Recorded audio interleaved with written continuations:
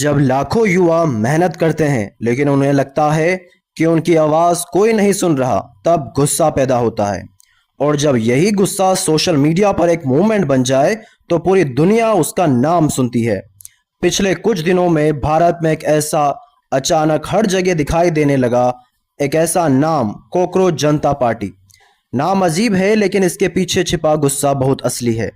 नमस्कार दोस्तों, आज के इस वीडियो में हम बात करेंगे कैसे वायरल ऑनलाइन मूवमेंट की, जिसने कुछ ही दिनों में लाखों युवाओं का अटेंशन अपनी तरफ खींच लिया।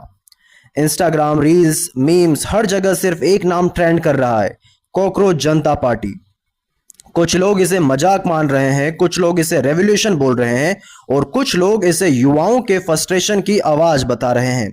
लेकिन सबसे बड़ा सवाल यह है, आखिर ऐसा क्यों हो रहा है कि इतने सारे अचानक से मूवमेंट में जुड़ चुके हैं? क्या ये सिर्फ सोशल मीडिया ट्रेंड है या सिर्फ यह गुस्सा का परिणाम है जो सालों से युवाओं के अंदर जमा होता जा रहा है? आखिर ये कॉकरोच पार्टी है क्या? सबसे पहले एक बात साफ कर देते हैं कि कॉकरोच जनता पार्टी कोई ऑफिशियली रजिस्टर्ड पॉलिटिकल पार्टी नहीं है। यह एक सटायरिकल ऑनलाइन मूवमेंट है जो सोशल मीडिया पर शुरू हुआ और बहुत तेजी से वायरल हो गया। रिपोर्ट्स के मुताबिक इसे अभिजीत दिपकेन नाम के व्यक्ति ने शुरू किया। कुछ ही दिनों में इनके इंस्टाग्राम फॉलोअर्स लाखों में पहुंच गए। इस मूवमेंट का स्लोगन है a political front of the youth, by the youth, for the youth, यानी युवाओं की आवाज युवाओं के लिए। इस मूवमेंट का टोन ह्यूमरस है, मीम्स और सटायरिकल का इस्तेमाल किया गया है, लेकिन इसके पीछे जो इमोशंस है वह बहुत रियल है। अब सवाल यह है कि आखिर युवा इतने फ्रस्ट्रेटेड क्यों है? क्योंकि आज का यूथ सिर्फ मीम्स नहीं बना रहा, वो प्रेशर भी झेल रहा है। कंपटीशन का प्रेशर, करियर का प्रेशर, जॉब का प्रेशर, एग्जाम का प्रेशर और फ्यूचर का प्रेशर।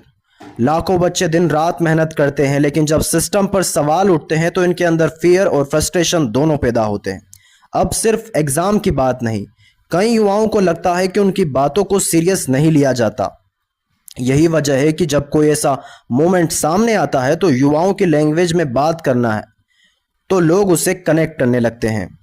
कॉकरोच जनता पार्टी ने एक मैनिफेस्टो भी जारी किया। मैनिफेस्टो यानी वो डिमांड्स और आइडियाज जिन्हें ये मूवमेंट हाईलाइट करना चाहती है।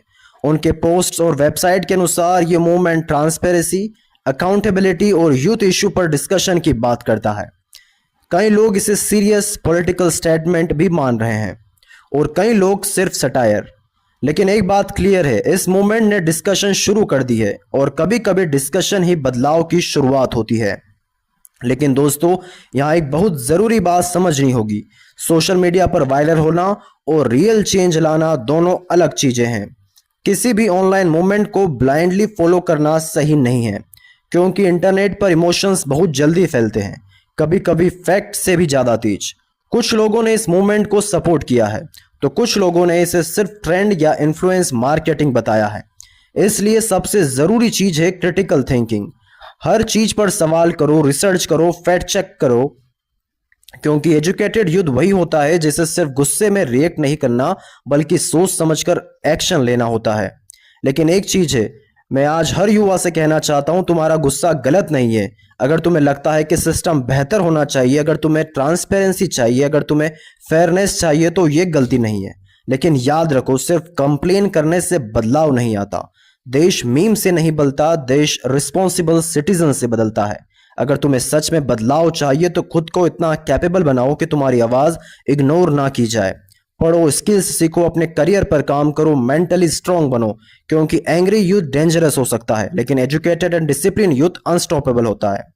आज सोशल मीडिया ने हर इंसान को माइक दे दिया है।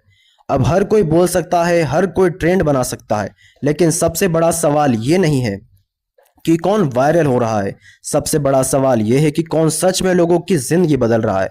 याद रखो, फॉलोवर हमेशा ट्रूथ का प्रूफ नहीं होते। कई बार लोग फ्रस्ट्रेशन में किसी भी चीज को सपोर्ट करने लगते हैं। इसलिए इमोशनल होना ठीक नहीं है, लेकिन इमोशनल होकर ब्लाइंडली फॉलो करना डेंजरस हो सकता है। अगर तुम स्टूडेंट हो और आज फ्यूचर को लेकर परेशान हो तो सुनो, तुम्हारी मेहनत किसी ट्रेंड से छोटी नहीं है, तुम्हारा सपना किसी सिस्टम से छोटा नहीं। हो सकता है तुम्हें लगे कि जीत अनफेयर है, लेकिन याद रखो, हिस्ट्री उन्हीं लोगों को लिखी जाती है जिन्होंने मुश्किलों का सामना करते हुए मजबूती से अपना जीवन बिताया। आज तुम्हारा फोकस टूट रहा है, लेकिन तुम्हें वापस उठना होगा, क्योंकि तुम्हारा फ्यूचर किसी हैशटैग से नहीं बनेगा, तुम्हारी मेहनत से बनेगा। इस देश का युद्ध थका हुआ है, कंफ्यूज है, प्रेशर में है, लेकिन मैं आज हर युवा से कहना चाहता हूं, तुम वीक नहीं हो, तुम फ्रस्ट्रेटेड हो, और फ्रस्ट्रेशन को अगर सही डायरेक्शन मिल जाए तो वह एनर्जी देश बदल सकती है। आज जरूरत सिर्फ गुस्से की नहीं, आज जरूरत है जागरूक युवाओं की, ऐसे युवाओं की जो सवाल पूछे लेकिन फैक्ट्स भी समझे, जो सिस्टम को क्रिटिसाइज करे लेकिन खुद को भी इंप्रूव करे, जो सिर्फ वायरल ना हो बल्कि वैल्यूबल भी बने।